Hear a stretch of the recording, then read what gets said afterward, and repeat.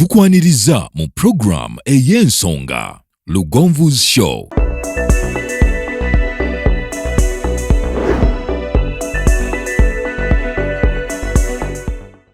Africa yona tuwuliriza Lugonvu Show.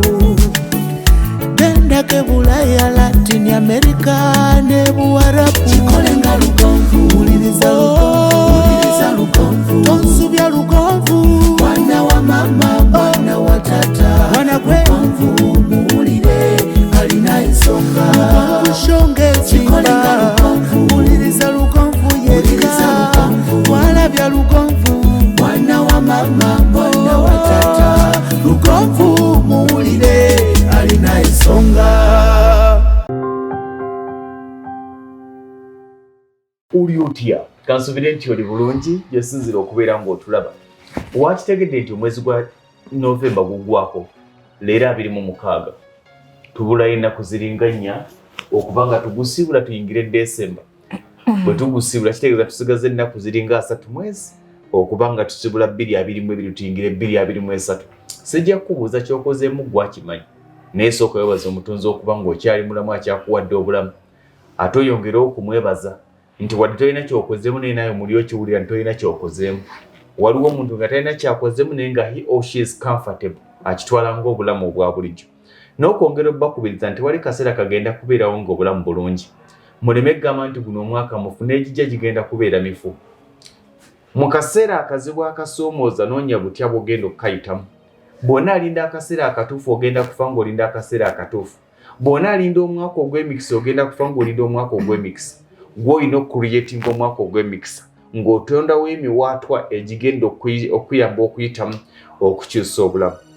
Olwaleero bwe tuba nga tubalabira mu mukago omwezi ogwa Novemba gw'omwaka gweweevuma nti mufu nze tomanyi message z'abaana bennyina zisoba ne mu 10 nga baga nti mwami Lugonvu wano wentuuse. Poloti ng'agiguze n'ennyumba n'agizimba n'okusereka n'asereka n'otusanyalaze n'asika. Kati gw'okaaba mwaka mufu waliwo azimbye Illuminati. Uli OTYA? Nze Ssentongo Frederick Lugonvu. Buli lwa mukaaga tubeera ne Dr. Aida Nasolo. Naye baaba anvuga sipiidi. Wanjisebo. Mpaako ku gy'oyita nange nyambe nti. Gwe. Wanjisebo. Nkwiseeko ku bitaala. Nembuuza yono Dr. Aida Nasolo. Ate nga gw'oli muli OTYA. Bw'osirisa akabebi nakawere. Nakyoga kiko. Echana wachizadde kyakufaanana. Amalala gonna amatyamba. Tokisusa. Dokita, yoga. Tebo. Mu bbanga lya myezi 4 oguze emmotoka 2 kati eri yabadde ki? Kawondo yabadde ki? Okyusaamu okyusa ku bulamu bannange. Okimanyi ezo ssente ze twetaaga okukyusa obulamu bw'abantu nga 10 ozitadde ku kkubo. Kyokka nga teweeraliikiriraga booda emmotoka eyo bwetyo ogivugira ku makubo g'ababooda naye kulika. Otambula n'ekisa kya Katonda. Gwe nakulaba nga weegayirire wa Musumba Bugingo Independence Night. Bulamu bwese sala ya Musumba Bugingo ekola nakulaba. Katonda tolina mmuteeka wabbali oba bw'oba oyagala okuwangula ensi eno. Era yaffe emirimu gyaffe Mr. Lugonvu engeri gye tukola ku bantu abalina ebizibu. Weetaaga nnyo Katonda. Ate oba buli kyolowoozaako kubanga yagaba obulamu. Ojja lowooza ebintu binene nnyo kume mu bbanga. Kitegeeza weetaaga ani? Katonda. Funa Katonda. Gwe wagamba mikwano gyo giremeka? 3. Katonda, sente, gwe. Nange. Ebirala biri ku byabo. Abasigadde nga ntonjagala nze mbadde nkwagala. Olwa ndalina ekigambo. Mukyala wo. Omukyala weddala ajjanira wano ku ssimu. Ngenda kusoma ekibuuzo kyo. Ng'abuuza ati. Ng'alajjanira omwami we. Kyakoze ekyo omwami. Omukyala twasuubiza omwezi ogwedde tugenda kusomesa ku dryness. OTUWOTA. Kati yasindise ekibuuzo ng'abuuza ye. Tetabusome. Gonde. Naye baaba. Mpanvugemu ng'endeke Masaka. Endeke Masaka nange egiga. Kalisize egenda kuyuuma. Gwe yumulukoji. Naye bwe bulamu bunyuma ky'ekintu ky'embaga mwe abakazi abawooza Sumaya njagala musajja yakola mu gwe oyina mmeka? Ruumi yo ni mpya. Kawundo yumiyone badde kuki BIKI Kawundo BM eno mpe wayo natangula wadebe Smile jatuletera abalabi aina Katonda tatya sina kyentya naye nze nkubiriza abakyala bakole era jjojje ontyazeeko ku shows ezo zogerako n'abantu okukola omukyala woba okola n'omwami akwenyumirizaamu agambe omukyala wanaaba ayagala emmotoka enti agenda kuntegeeza butegeeza tagenda kunsaba naye gwe omanyi ekinyuma kati gwe mukyala nze mwami tuli kakyali oteekateeka kugula mmotoka akakati nno mbadde ngamba nti abaana bano nga baddayo okusoma muno omuto naye muteekereteekera ddeyo asome ndowooza bwe tujja kikola kati awo oŋŋambira nti mbadde nyinawo obusente bwange nawo miliyoni nga 5 njagalamu kanamba nti mperekeraako tugende nga negenda bwomu gwomanyi emmotoka ennungi mperekeraako ngende nkulage gye njagala owuli ekintu ekyo muve mu bino ebyanafunye omusajja anangulira emmotoka naye gwomanyi bbeeyi y'emmotoka tuve mu kuwerekera abasajja otugulira emmotoka mu bondi yita omusajja akuwerekere akulondere bwenjoga ne taata wange nzijukiza nangamba oli mukyala mufumbo naye tewerabira birooto byo ggwe ng'omuntu ate kola nnyo okulaba ng'obituuka kutobisibaako bbaawo naye alina ebibye okitegeera kati gwe kola nnyo buli wookera ku makya kola ofuba okulaba nga naawe otuukiriza ebyoto biki naye atuukiriza ye musobola okweyambako naye ate tomusibako obuvunaanyizibwa aba yagadde akuyamba batayagadde muleke tambula lugendo munange omusajja ne bw'abanga aziina naye bw'omusaba ennyo akwetamu akoowa gwe nga buli kizibu ky'oyina omwana yalwadde bulandiroodi abanja pampa empale zakutuse obuleega bwagize guno omulembe ennaku egenda kuba omukyala tayagala kukola yabatandika dda naawe ewuttula bali era kyava omukyala asalawo n'agenda mu kiyumba tomunenya kubanga bagenze kulooya abo bazira abaana bateno bata era nsaba Katonda bambi abawonye ebirwadde bye bibatawaanya naye ate era ekizibu ekibasumbuwa bwagendayo ate nga atandika okusijagguka nesimanya laavu z'abasajja be waleka e Uganda simanya boyfriend wange ate kaka mbesanga naku online obusajja buli ku online obubbi okimanyi tulinawo abavubuka wano ng'ayina abakazi nga bana omu ali Saudi Arabia omulala ali Oman omulala ali Qatar omulala ali Abu Dhabi ye atulawo okulinda za buli mwezi anti abakazi abaagala abasajja bangi nze ngamba bunafu abakazi tabaagala nti abaagala laavu owe Saudi aweereza 3 omanya abakazi bye mwakolanga okuba n'abasajja abana ababalabirira kati obusajja ffe tubikola oli n'abeera nga ye alina abakazi be bali ku kyeyo bamusindikira akasi yo ogugo gwakukanya bigambo biwooma naye kati ate oli ku kyeyo noonya ssente lwaki osindikira n'atudde valiyo wammane biki yange yafudde bangobye ku mulimu njagala ggula mulimu mwami Lugonvu wamma ono gwolaba temuddamu kunyumiza biboozibozi ebyo nze nakowalabe sagalira ddala mbuwamma ono simanya yanimba njagala nentandika omuwa sente zange bwali ozimuwa neebuuzaako singa wambuuza mu kusooka nti muwe sente zange nandigaye tozimukombya kubanga abasajja ebitundu 99 n'obutundu 9 ku 100 tebalina mutima guli nze omuntu angamba ngenda ku kyonso kane mubuuza ogenda kukola ki thank you because omuntu ogenda kukolerera ki ogenda kukolerera ki ogenda beera emyaka na myaka oba ogeze ne vision nti kangende nkunganya miliyoni 5 omuokole saloon kangende oli abeera ku kyeyo nga talina na mulamwa just kola sente just ali eyo bubazirya muganda ebwalwala jajjawe afudde bwabweraza babyogera bakaaba n'omubuzo wangu ukabira ki sente zange zonna nga bwenzikola bwe basira n'omubuuza nti bazijja ku banka mu bubbi nze nzibawaate wesizibawanga bakaaya nti kati ziba we bazirye nga bwokaaba kati nga baziridde era bujja okkaaba kubanga abantu wano musawo olaba omuntu lw'onaakoma okumuwa lwajja okukoma okwogera naawe naye era nale zinaakoma okuggwawo nga ziweddewo takyalina kyakuggyako lwajja okukoma okukubira ezo essimu ez'akaleekereeke ngalawa tokyalina mugaso tuyige ekigambo sirina wadde akulabwina nze gambye nafuna ettima ne bw'olingiza mu ndabirwamu ng'olaba akavanga takali wano nonga nti njagala mugasirina kubanga ebizo byenyina bingi okusinga ne byoyina tuyige ettima Ngate nzero senaliyiga. Munnange naliyiga. Wange ku mutima abantu balaba bolowooza. Naye abantu batuyigiriza ettima. Yamba oyo ng'owulira omutima gugamba muyambe. Naye bano abajja abantu abasinga baddukira gye tuli kubanga bakimanyi ffe tuyina ezaabwe. Nze nsobola okusanga musawo omukyala mu kkubo ng'aweesa akaana omusana gubwokya ne mumanya enjala ebaluma ne muweetaano. Naye ate n'onkubira essimu wayagala buyambi ne sibukuwa. Kubanga omaze kumanya nti nina. Singa siina wandi nkubidde essimu nti nedda. Kati njagala nnyo okusanga oli n'osanga omuvubuka twasanga omuvubuka atunda obugondi bwa kaamulali 10. Obukebe buno obumanyi bwe batundamu kaamulali. Ng'atudde ku kifugi bw'ati. Bino ebyakazambi ng'asiriikiridde ati wansi ng'entiyo zituloka ali mu musana naye nga tamanyi nti omusana gumukola ki. Ng'alina obucupa nga 10 obwa kaamulali. Buli kacupa ndooza ka 10 nga 2 gy'emitwalo egi gy'atembeeya. Ne mmulaba ne ŋŋamba nti oyo omuvubuka tayagadde kubba. Kati ate oyo namuyamba.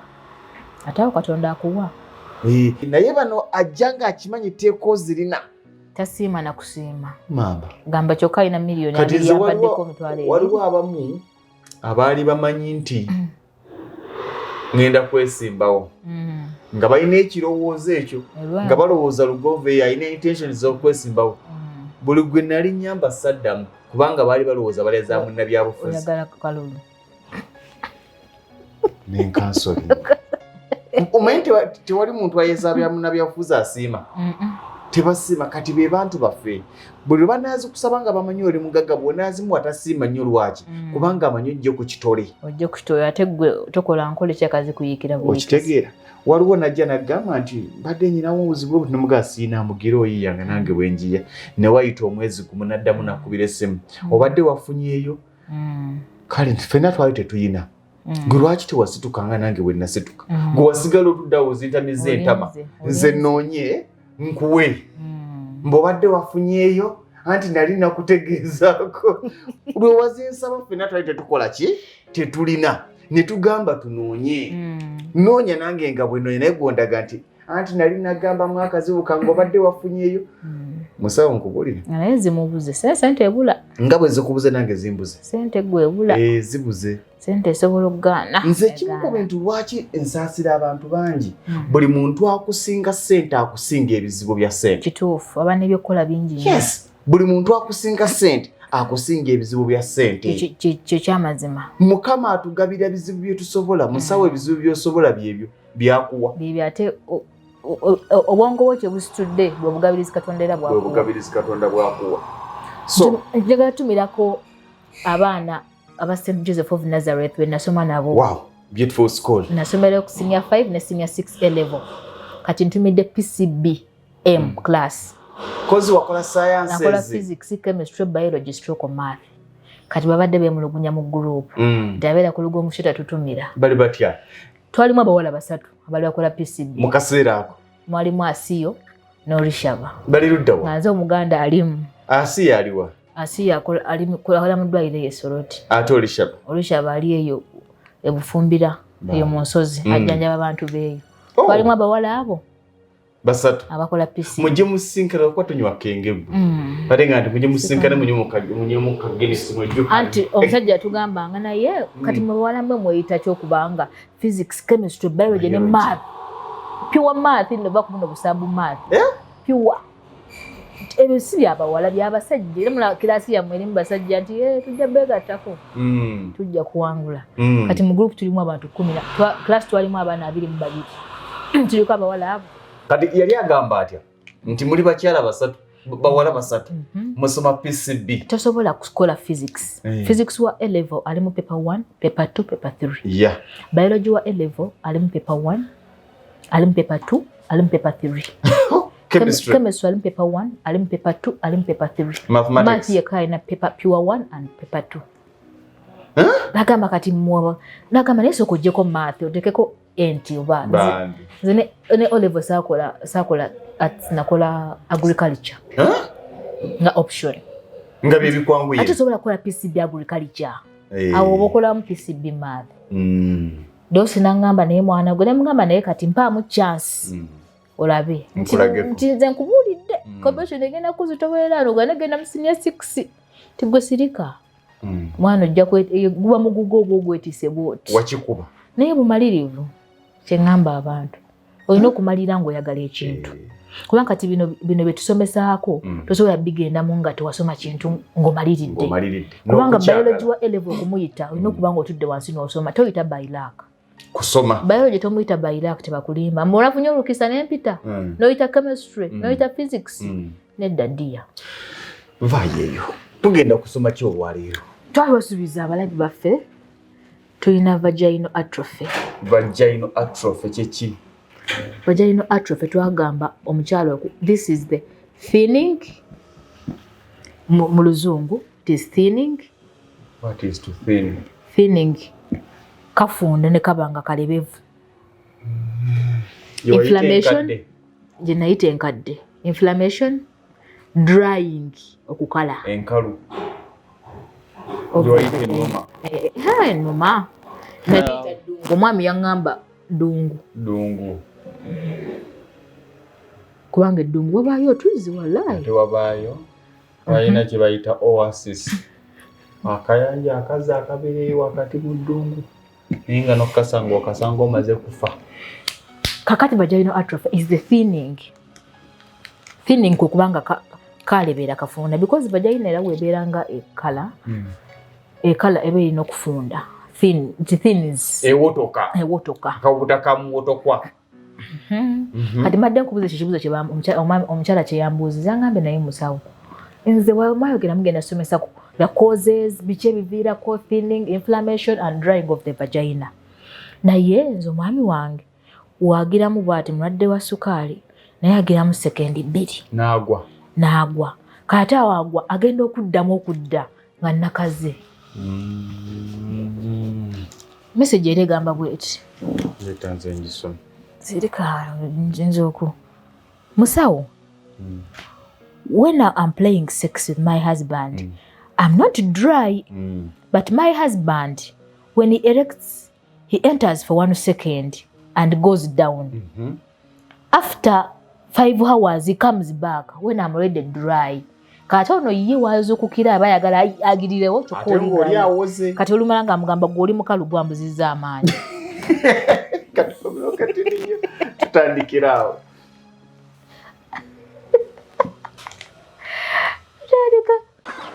gw'omulunzi obadde olunda enkoko nga tokola magoba ekyama kiri mu kulunda nkoko ŋŋanda ke kaseera weekwate balubwama Local Agro Enterprises Limited bakutuuseeko enkoko ennansi ku lw'obulunzi obuzza amagoba balina obukoko obw'olunaku olumu n'obwo obuwezezza omwezi ogumu bano bakusomesa ku ngeri gy'oyinza okuliisa n'okulabiriramu enkoko zo okuzinoonyeza akatale ku mitendera egy'enjawulo era nga kuno bagattako n'okusimbira emmwanyi ssaako n'olusuku olw'omulembe olwo ne bakukwasa ennimiro yeewedde gwe n'otandika makungula bakwasa ekifo kyo kati bakiteeka ku mutendera ogwo oguzza amagoba nga bakusimbirako emmwanyi ebitooke wamu n'okulundira enkoko weefunira obugagga obw'ensibo basangibwa kawuko mu tawuni esembayo mu disitulikiti ey'e Wakiso oba kuba ku noti 755 389 165 ne noti 779 885 955 be balubwama Local Agro Enterprises Limited limenga bwe tulunda ku mutendera ogukola amagoba.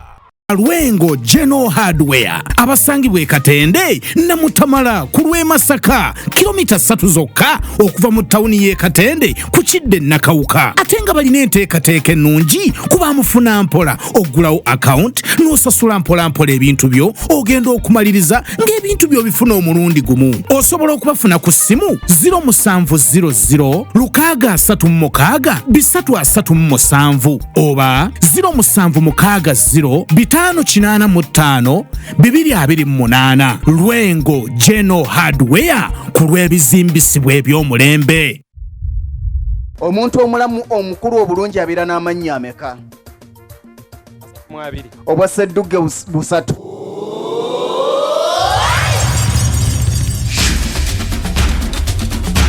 okwewandiisa mu Ssedduga 2022 kutandika nga 1 Novemba ku ofiisi za Lugonvuzi Show ku Ham Tower opposite Makerere Main Gate. Okumanya ebisingawo kuba ku ssimu 0709 66 85 66 oba 0775 444 987.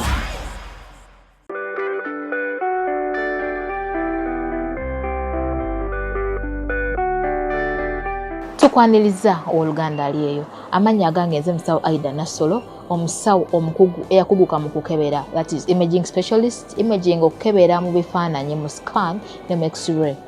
Oluganda aliyeyo otawanyizidde endwadde nnyingi naddala mu bakyala. Tulina infertility, okutawanyizibwa okunoonya omwana, tulina erectile dysfunction, ebitawanyiziddwa abaami, tulina okulumizibwa mu mugongo, the back pain, tulina okulumizibwa mu ndira abakyala. Oli eyo obulwadde bukutawanyiza naye tomanyi obuzibu buvaawa. Otuuse ku bakugu okukukebera, okutegeeza ensonga lwaki ebyo byonna bikutuukako. Teweesibaako bulwadde, jangu okeberebwe omanye ekikuluma osirike.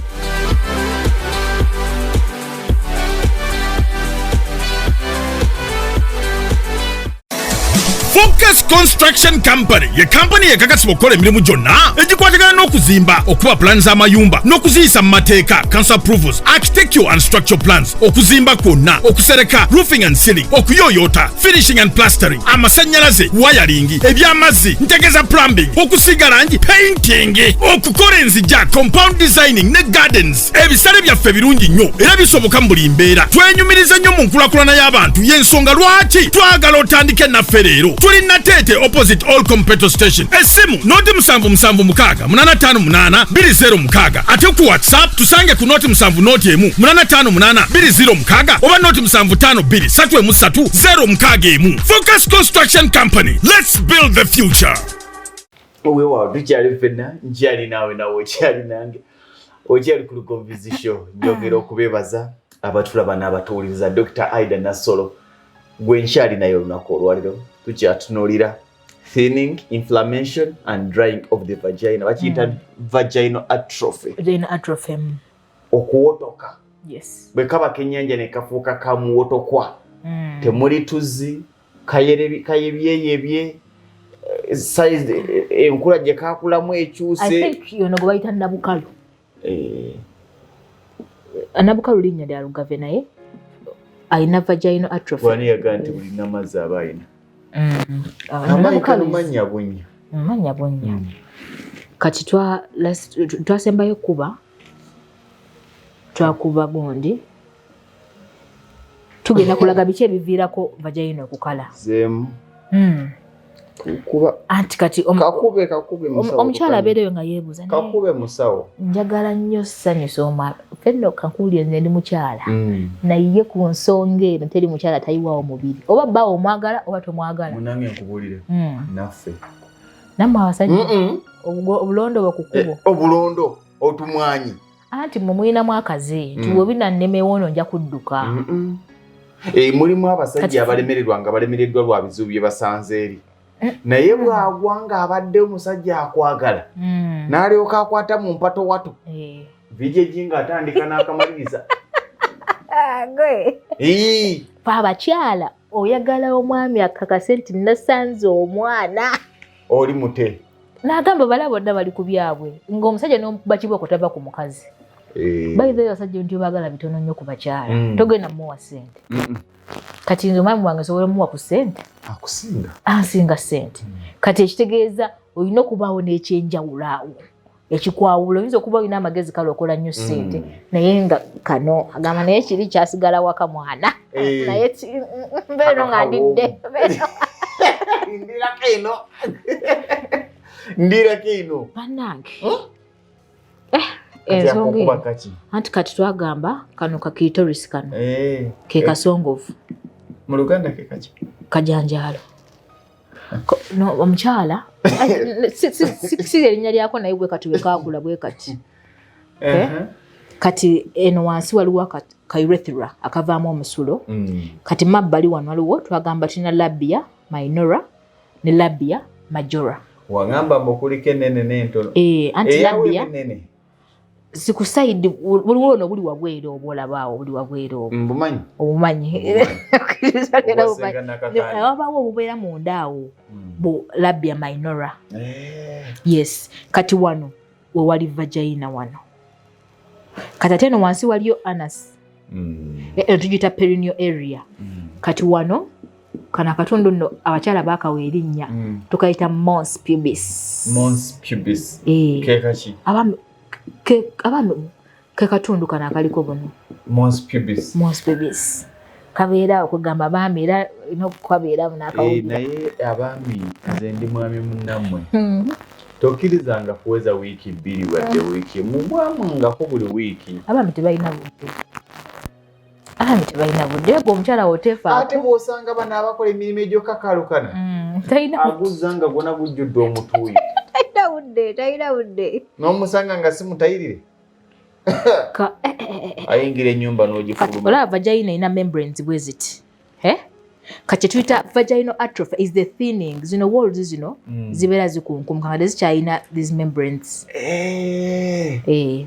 kati wano waggulu twagamba waliwo obutuli obuvaamu amazzi the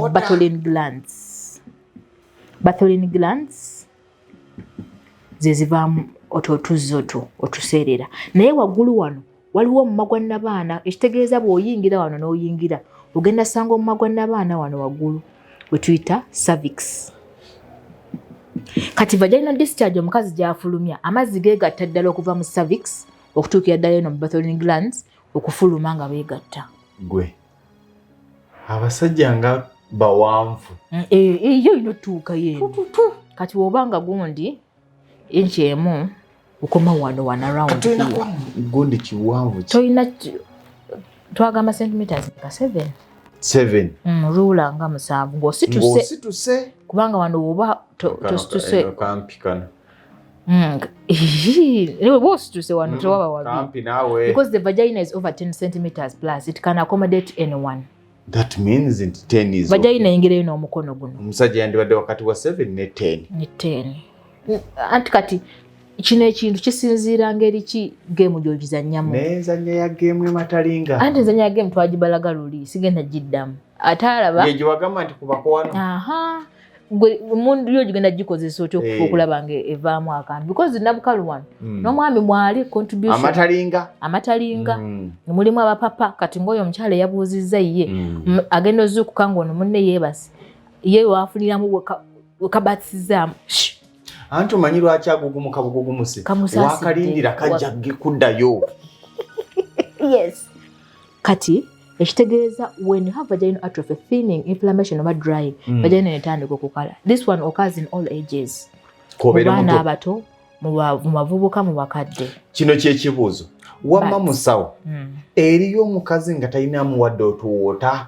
Yes, gye bali abalina ebizibu byetugenda okugera kati ng'omukazi olwazi is the imperforate hymen nga embuzi yagaana okuvaako nga tunasanga akuliridde kalonda agiwutula egaana n'omutunga n'oyasama n'ogira n'egaana n'omutabuti n'omuvaako wango nnemye sajja tebatera powa naye waliwo otuuka n'ogamba ekintu kanjite kiganye because wagenda vayo obuwunga you're causing a lot of friction era tugenda kwogera ku bubonero bw'otegeera nti okukala kabonero kamu because it is a combination of inflammation, drying and thinning. Ogujja genda okulaba ng'okala bukazi okirekera otandika okunywa okura ofumbe kamunye naaza munda kumbe there are problems esooka vaginitis inflammation of the vaginitis eno inflammation ekitegeeza vagina ebeera erwadde ki ekigirwaza infections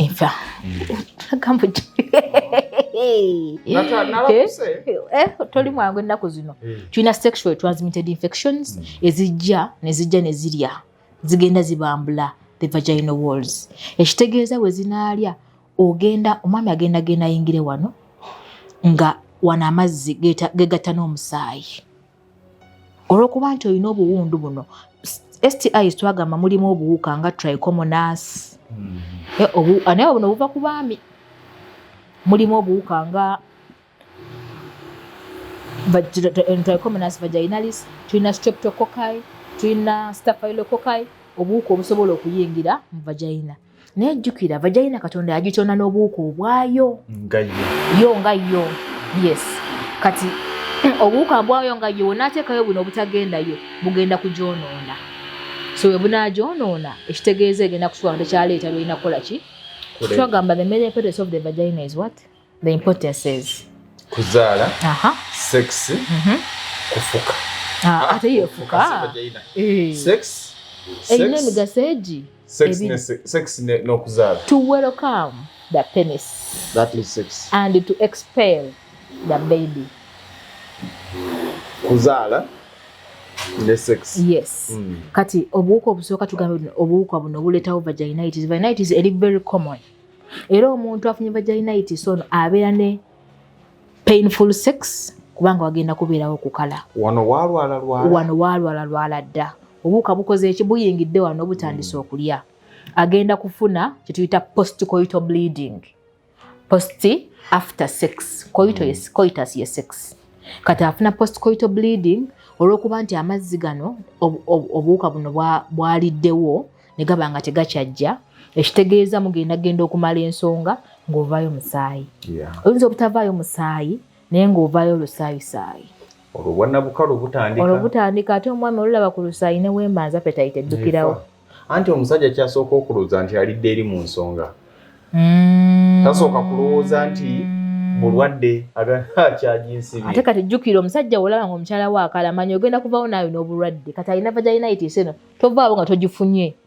Because the trichomonas buno obuwuka ogenda kugenda nabwo. Okiraba. Kuba kati obuwuka obulala bwe tugamba bacteria, streptococci, vagina erina membrane pH egikuuma ng'eri warm. Nakukuuma twagamba tolina kunaazaayo eno munda, onaaza wano wabweru. Kubanga ebyo byolaba ebifulumye nga teweegatta biba the body is expelling them out. Kati oba oyagala watayagala biba birina okukola ki? Okufuluma. Kati obuzibu bugenda kujjanga onahandika okufuna the vaginal atrophy ogenda kubanga obangayo ekisu. Kati nga omuntu afunye Candida albicans. Ofuna Candida albicans ojja kuba ovaayo amazzi nga galinga gure, nga galinga cheese omuzigo. Amazzi agafaanana ng'omuzigo ago ga yellow ate nga gavaamu ekivundu. Kati mbuulira agagavaamu ekivundu mugenda bamu akatandika okwegatta oveeyo ekivundu amazzi gabule. Period. Ayina omusajja appetite efe. Ate sobola obutafa gwobeera gwe. I think this gundi eno erina okubeera ng'eri clean. Kubanga jjukira abasajja twagamba your sexuality is controlled by the central nervous system. Ekintu kyonna kyonna ekikujjako ovaako omutaka n'aziikira bwe bbu taddangulu. Kati katono nnyo kayinza okukujjako. Omukazi ayinza okukola ekintu kyo oba ekikujjako n'ovaako n'enkeera n'oba nga nolowooza na mulala gwe wakwanye. Because of this problem. Kati ensonga endala eyinza okuvaako the dryness. Tulina obuwuka tuyita herpes. Herpes simplex. Herpes buwuka ino virus. Tulina herpes 1 and 2. Buno we bukukwata bukuba amabwa muno munda mu vagina. Busobola okuba amabwa wano. Naye nga amabwa ago gali painful. Obubwoba ogenda bubonye nga buvaamu otusira. Ate otulaba wano ku nene munda eno tujja. Tuba gye tuli. Ye omukyala agamba mpulira ekintu jja oba ne kinnuma. Kati kitegeeza herpes obunajja ne bukavaringa wano bugenda kuleeta but all these are sexually transmitted. Kati kitegeeza omwami olaba nga omukyala we alina ekizibu okwewala nabo okukwatibwa ebirwadde. Omukyala we asooke yeefeeko. Yes. Endala gye tugenda okufuna afe abakebera tulina Bartholin abscess. Bartholin bwe buno obutuli twagambye buleeta amazzi. Abscess kye kizimba ekijja ne kisalako obutuli buno ofulumya amazzi. Ne bulwala. Kizimba it is an abscess. Abscess ekintu kirimu amasira. Kati okinajja ne kisalako wano ogenda kulaba omwami oluyingira bw'ati awesika. Kikuluma. Ate oleetayo buno obuseerera bwokka ng'okala. Kubanga eri ensulo ereeta eringa ezibikidde. Bw'okanya kunywa biddagala musawo nywedde ebiddagala n'esitereera kubanga there is a swelling. Ekizimba kisobola okuba mu Bartholin, kisobola okuba mu cervix eno ku mumwa. Nga n'omwami bw'ayingira bami musajja atu akanya kuvulubiza naye nga ayina obstruction gy'akoona ku mukyala. Omukyala agenda okukakana ngali uncomfortable. Era omukyala ayina these problems. Kyagenda obubonero obw'amaanyi sitamalayo causes naye njagala mubbireko obubonero. Agenda kufuna burning during urination. Okwokererwa. Bw'onaakala wano nomala sex owulira wakwokya. Jjukira ate ne wano wennyini wagenda ba wafuna inflammation. Ofuka omusulo agukwokya. Kitwayita dysuria. Painful and burning urination. Omukyala ono agenda kuba afuna recurrent infection. Ojja weegendereza omukyala abeera ng'afuna nnyo infections. Nga buli ddakiika ye abeera infection. Nekitegeeza system eno tetambula nga bw'erina kutambula. Kati oba tetambula nga bw'erina kutambula, gwe eva obeera n'obuwuka wano obugenda okukaza. Jjukira obeera vagina eri dry. Ate eba dry ebeera inflamed. Kati gwe n'ojjanjaba infection ojjanjaba bw'eddamu. Musawo neze nkoye infection buli ddakiika infection ekwatanze wabeerawo ekikyamu. Ekiviirako ekyo. Anti kati tugambye omuntu alina this problem tavaako infection. Era omwami yeegeneza nnyo omukyala we aba alwala nnyo infection. Ebizibu era ogenda okwekanga omukyala we era akala.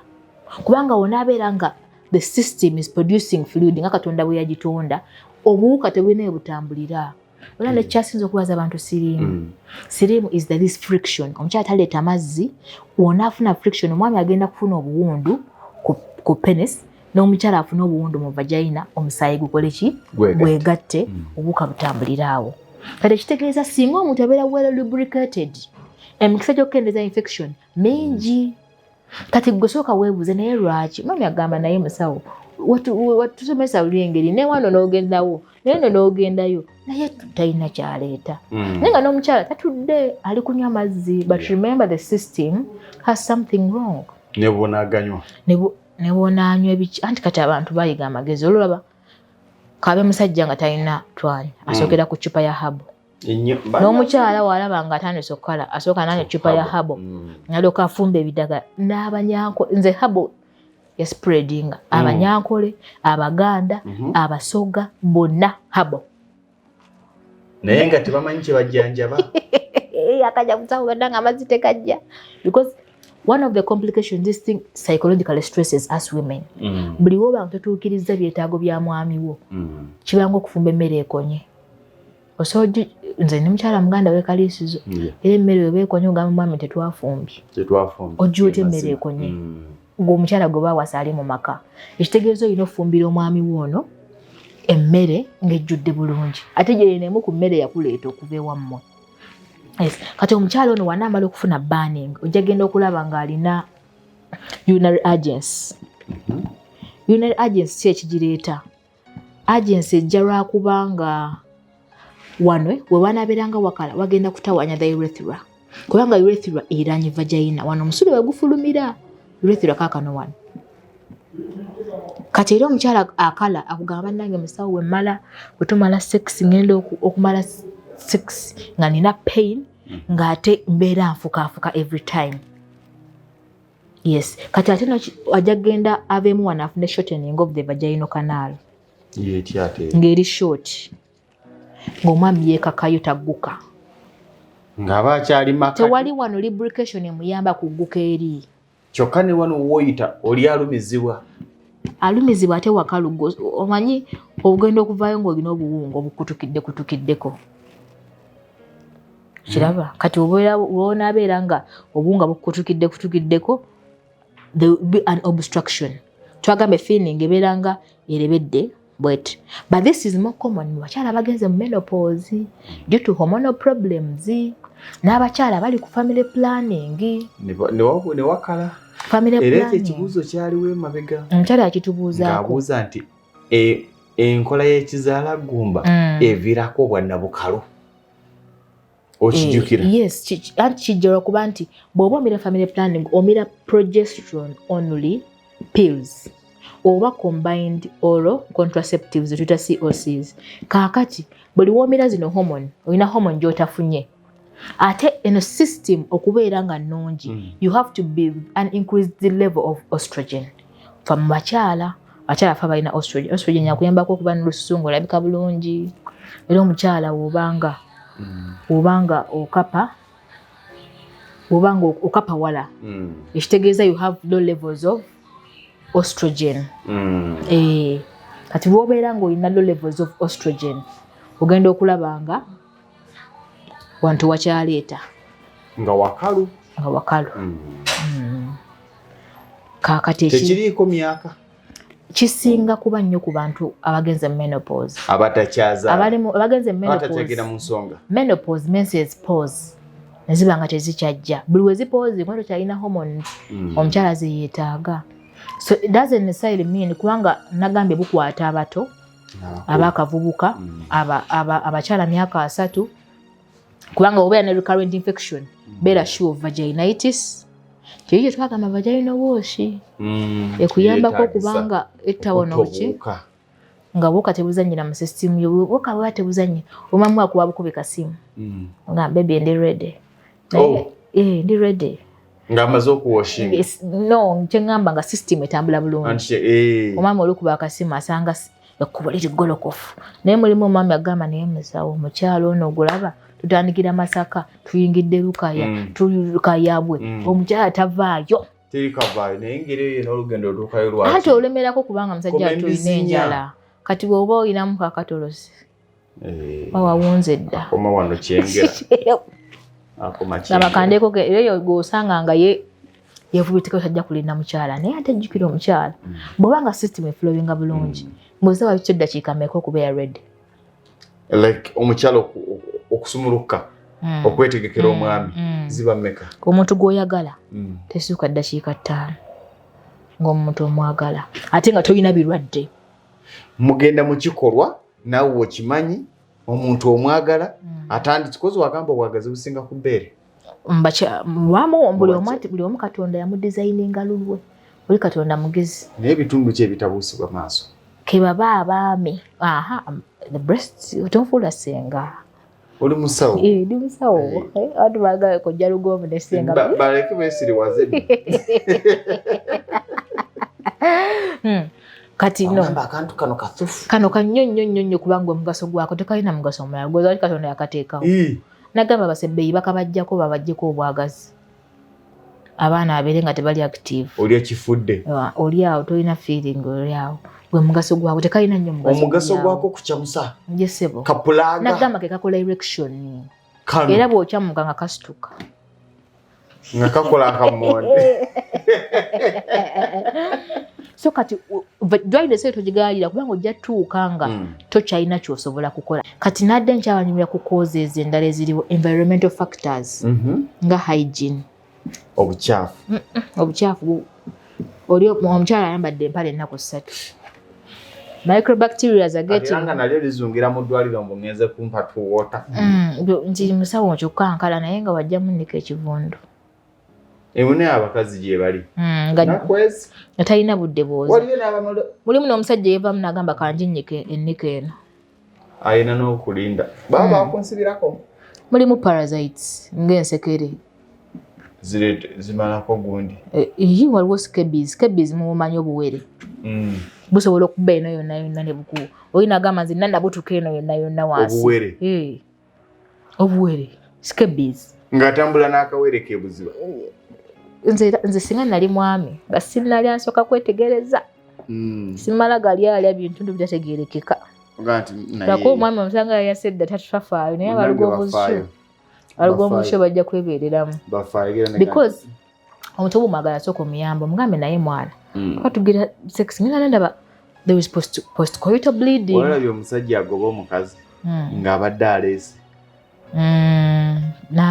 kiba kizibu mwana nti ze yajjako bujja kaleega kabulawuzi nendaba akaleega nga nti nabadde nzize kulabako obulabi teri musajja waayira ze kulabako obulabi wapi agamba kamale galyako keridde ngende mulimu abasajja abatali bakamale galya era musajja katuga omusajja obuvunaanyizibwa ewa wamujje wayina akaleega akangu okutuukaawo ate musajja yali muvubuka yali wabuvunaanyizibwa bavubuka bano naye ng'amanyi kyayagala kati abakyala bannange mbakubiriza fa nnyo ku kantu kano kubanga wekanakala zikakwire bawo ne wabanga nga mukristo yawereza wali ku kigo nga kana akantu kakalu.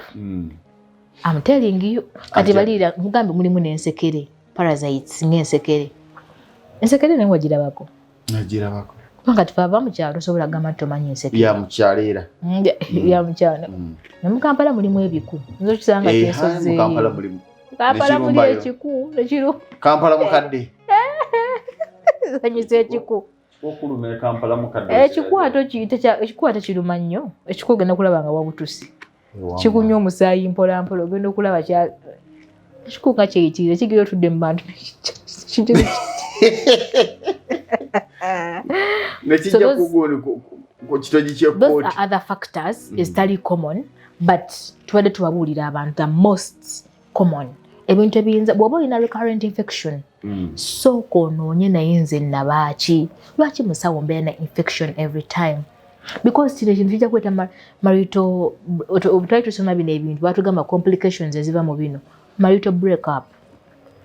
Omusajja wena ayimira mu meeting n'agamba nze omwana mmwe mubaddiza omwana yakala teri agenda muddamu naye tewali agumira mukalu emmere ennuma kati ebiseera ebisinga oba olina candida albicans you work on them oba ova ki abnormal vaginal discharge twakisomesaako genda ku vaginal wash oba olina abnormal vaginal discharge toyina bw'otasobola ojja owulire ku bakyala bagamba musawo naye nkala abana infection buli ndala buli wabeera n'omwami namagana olwonegata n'omukyalo oyo nvaayo n'okusiiyibwa nvaayo n'ebitulututtu ngenda okuvaayo ng'afunye happy simplex 1 and 2 ekuba amabwa kuno omwami naye n'akubwa amabwa mu bitundu ebyekyalo kubanga ayingidde walwadde ate nekira ngambe ng'engeri gye wakala ewantu buli woonekaka jjukira you rubbing off the membranes zino olizeesiimuulako nazo zennyini ozikooya kati ova nkugamba agenda kuba omuntu avayo nga alina burning urination alina painful urination yagenda okufuna postcoital bleeding omwami agenda avaawo naye alwale mubeere nga buli dakika mbeera mu ddwaliro mugaggawaza basawo mwembi babiri naye ng'obuzibu buva wano ku system.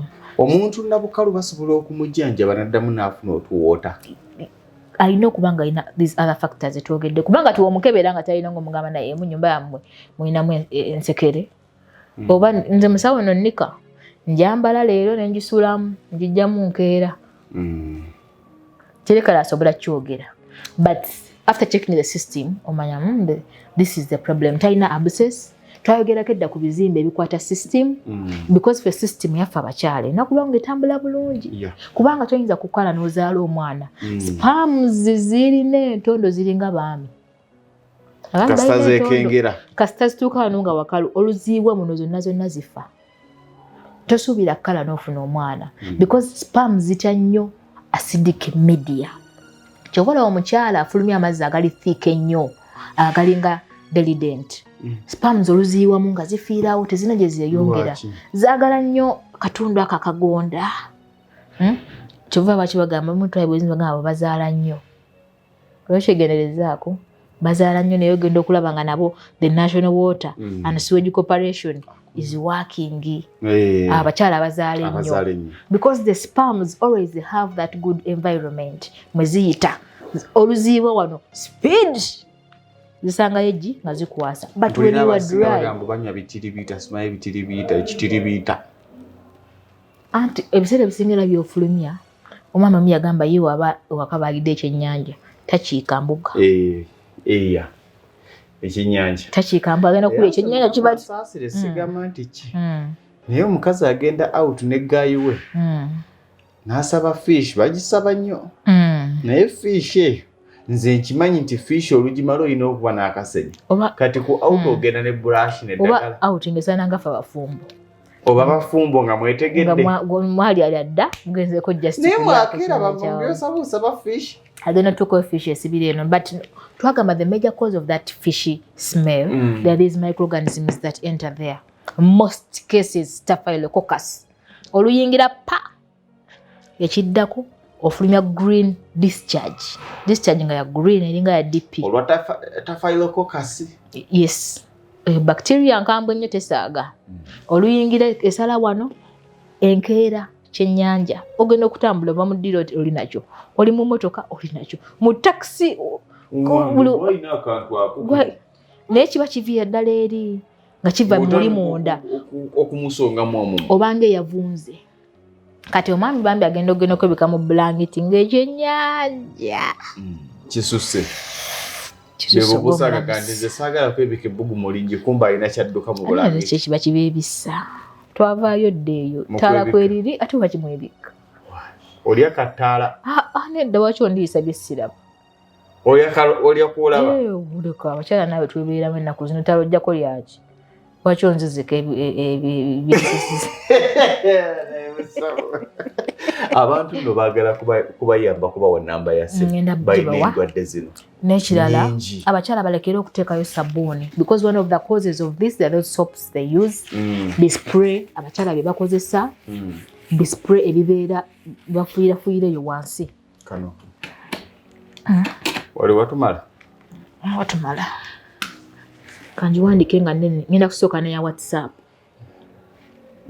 078M 95 nga tusomesezza ggwanga Mr. Lugongo gwe banalema kusiima naye bantu basiima bagamba bamwe bayitusomesa nze njigiza bingi abaami okusingira ddala abaami n'abakyala lwakusirika ate abakyala bandifudde nnyo kubanga bebasinga agazibu fe ebizibu by'abaami ebisingira ddala butasituka naye abakyala mulina agazibu omusajja aluma omugongo n'agamba kagunnume kasita nkyakola okitegeera 078M 95 97 38 sindikako twakyusizza enkola olusindika message speed ya WhatsApp eno ya WhatsApp 78M 95 97 38 sindikako WhatsApp si ya audio typinga audio teragenda kuwuliriza naye gusindikako message eyokukuba 0705 25 14 59 0705 25 14 59 yes waki tusibwano nga tusomesa because omuntu asobola okubeera omulwadde naye n'agayaala agenda okutuuka n'eddwaliro nga n'eddwaliro terina we likuyambira naye nga lyali lisobola okukuyambira kubanga onaatuuka nga ofunye thinning inflammation and drying of the vagina already yenne eregeya already enkalu ate wedde eri inflamed ogenda kutwala process empanvu okugiza naye olaba nga naye musawo infection nemeddeko sigenda mu vagina trophy because gyoba oliidinga naye musawo nakandidiasis ononze budakiika mbeera nvaayo ekisu misinde noba tozze but at least you have that knowledge nti neetaaga okola ki neetaaga obuyambi nze abaami ate nno mbaagala nnyo because omwami ye afaayo nagamba naye musawo omukyala wange abakyala tebakyalina kubuuliza baami naye omwami ye kiba kimukwatako akasowaani ke gwali emmere akavaake oluma agamba nze ngenda kalekawo omwana ngende neeyiiye bw'otakalongoosa bulungi kyokka tefe abakyala omwami oniwaaba talina byakola tolina lukusa lweyiiya olina guma bugumi era lwomwami yankubidde ekiro sawa nga 4 essimu yange eyo njijjako naye mba ndi awo nziraziramu ku messages bw'abantu nsoma ku ndaba essimu ngamba naye ano tamanyi nti nno ndi mufumbo mami wange ngamba mukwate omuntu wakubira zino essaawa alina ensonga ngamba musawo omwali ne mukazi wange kati wanaye kagundi kagano inayo kosobola okunsindikira ku ssimu nemuga sawa ziri nnyo genda wa nga tekaliyo musawo omwana amyaka 32 naye ebintu biganye ali 58 mwana akyali mu 3 akyanyumirwa nagamba nenda kulaba ng'obyogerako naye musawo bannange kati ono mwana naye bamutwala ate uno nkuze siina muntu naye bamutwala babatwalatwala dda ate nono naye bannaye musawo bannaye musawo banna naye sirango zigalya musajja awantu awakali naye zigalya omusajja bituuka awo awantu omusajja omutemako emikono gyombi n'omulekera akantu ngakyadigida akoko kateno kata kiki etutasomesezza olwa ntitusobola bimalayo abantu baffe tusunako obusunyi batusaba okusomesa ku ndwadde za kidneys abantu batusaba okusomesa dysmenorrhea causes of painful periods painful periods what are the causes waki abakyala balumizibwa nga bagenda mu bangi ne bakifula n'ekya bulijjo. Twasomesako ku amenorrhea lwaki abakyala tebagenda mu period okumusinga period kati ku luno tujja ku dysmenorrhea painful. Tulina dysmenorrhea mulimu primary and secondary. Mulimu ababanga kakyanga agendamu, mulimu ezijja oluvannyuma. Nakyo tulina okukisomesa. Tulina okusomesa disease of the upper GIT. Okusomesa endwadde z'ekibumba, okusomesa otegera otya nti olina obulwadde bwa kataago. Tutandikire ku dysmenorrhea. Tutandikire ku dysmenorrhea. Olw'omukago olujja. Kubanga by'okusomesa bingi bambi. Si bulamu ne Uganda. Na Uganda aliyo tugwebaziza okubeerako. Waliwo natumiddeko. Science class yaffe. Babeerako nno. Bagamba batya. Tetuli bangi babeerako mu group nebagamba tetutumira. Tutwasoma naawe. Lwaki tututumira? Era batumiddeko. Tujja kumenya omukuomu kuliko nsubuga pato yali akola PCB math. Batumiddeko mikwano. Naye nammwe mwebale kuba akabala byaffe ne mwongera okuyiga, ne mwongera okumanya. Kiwaky'oba obuzeemu, oba weetaaga okubako ku namba z'essimu zino, oba n'ekirala. Sooka okube nga tonnajja. Omuntu ajja essaawa 12 ng'agwawo. Wavuddewo nadda n'anyiiga n'agamba amasawo nazzaawo ate nga toliiwo. Sooka okube. At least olunaku lukyo omanyi nti ngenda kukola ku bantu bwe bati. Okusinga otuukawo n'atakulaba n'agenda ng'akola ki? Ng'anyiize. Mba saagala bantu kunyiigira. Saagala bantu kunyiigira. Saagala kunyiiza bantu. Nange ndwawo kunyiiga. Ndeeko nga nyiize. Sikulabanga. Era saagala onyiige. Sirina budde bwa kunyiiga. Kati wakiweerega n'ensi. Nyiiga ki? Ng'omwami gw'olina akwagala. Mukama akuwadde ezzadde. Mukama akuwadde ssente. Kati ki ekikunyiiza? N'abazadde balina. N'abazadde Bannange. Ate n'abantu babo mbasomesezza. Bajja kunsabira emikisa. Dr. Eden Nasolo Tabwa Malojja tujja kutandika naye olw'omukago olujja nga twogera ku biki ebiviirako abakyala okulumizibwa nga bagenda mu nsonga painful season eyo ye nga akimanyi olw'abagenda mu nsonga alina okulumizibwa era nga buli kaseera abeera ne pain killers. Kiina ekyo kirimu obulabe okubanga buli lw'oba ogenda mu nsonga olina okumirirako amaweke agakkakkanya ku bulumi. Byonna bye tujja okutunuulira olw'omukago olujja. Nze Ssentongo Frederick Lugomvu sinza kweyongerayo kujjako okubaagaliza ebirungi ebyereere. Eyo yebadde program Lugomvu's Show. Africa yonna tuwuliriza Lugomvu Show. Benda ke Bulaya, Latin America ne Buwarabu. Chikolenga Lugomvu.